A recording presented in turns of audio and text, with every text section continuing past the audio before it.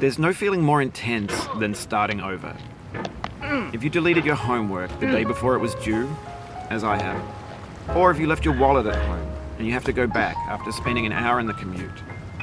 If you won some money at the casino and then put all your winnings on red but it came up black. If you got your best shirt dry cleaned before a wedding and then immediately dropped food on it. If you won an argument with a friend and then later discovered that they just returned to their original view. Starting over is harder than starting up. If you're not ready for that, like if you've already had a bad day, then what you're about to go through might be too much. Feel free to go away and come back. I'll be here.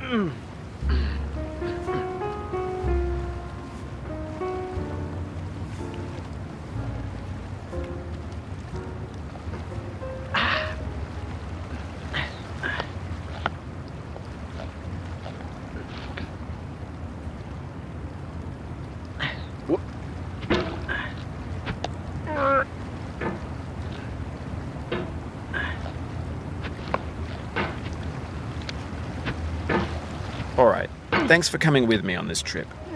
I'll understand if you have to take a break at any point. Just find a safe place to stop and quit the game. Don't worry, I'll save your progress, always, even your mistakes.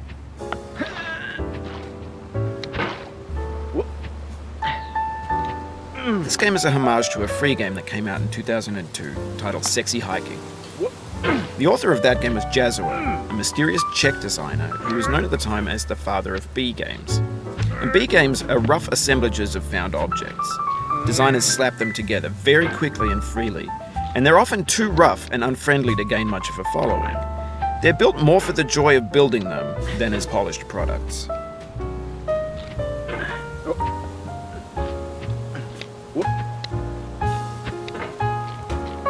In a certain way, Sexy Hiking is the perfect embodiment of a B game. It's built almost entirely out of found and recycled parts, and it's one of the most unusual and unfriendly games of its time. In it, your task is simply to drag yourself up a mountain with a hammer. And that act of climbing, in the digital world or in real life, has certain essential properties that give the game its flavor. No amount of forward progress is guaranteed. Some cliffs are too sheer or too slippery, and the player is constantly, unremittingly in danger of falling and losing everything.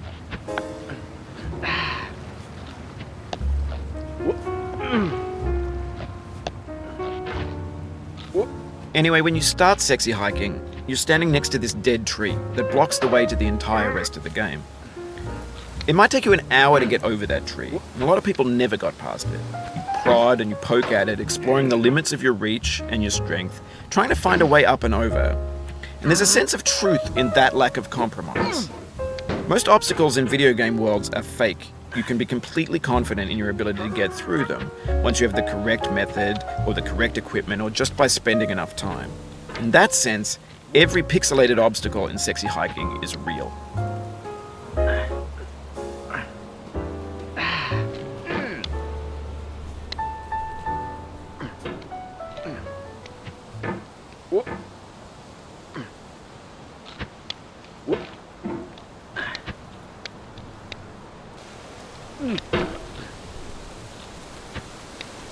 The obstacles in Sexy Hiking are unyielding, and that makes the game uniquely frustrating. But I'm not sure Jazzuo intended to make a frustrating game. The frustration is just essential to the act of climbing, and it's authentic to the process of building a game about climbing. A funny thing happened to me as I was building this mountain. I'd have an idea for a new obstacle, and I'd build it, test it, and it would usually turn out to be unreasonably hard. But I couldn't bring myself to make it easier. It already felt like my inability to get past a new obstacle was my fault as a player rather than as a builder. Imaginary mountains build themselves from our efforts to climb them, and it's our repeated attempts to reach the summit that turns those mountains into something real.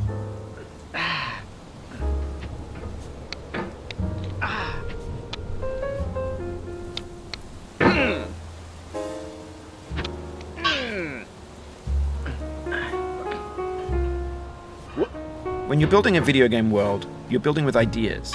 And that can be like working with quickset cement. You mold your ideas into a certain shape that can be played with, and in the process of playing with them, they begin to harden and set until they're immutable, like rock. And at that point, you can't change the world, not without breaking it into pieces and starting fresh with new ideas.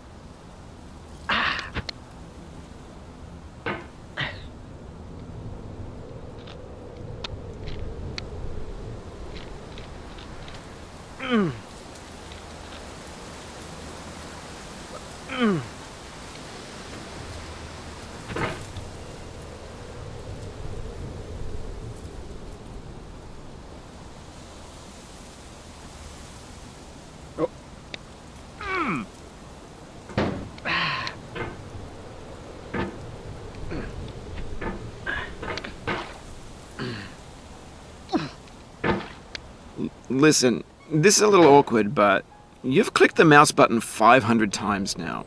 I'm gonna say you're gripping the mouse a little bit hard.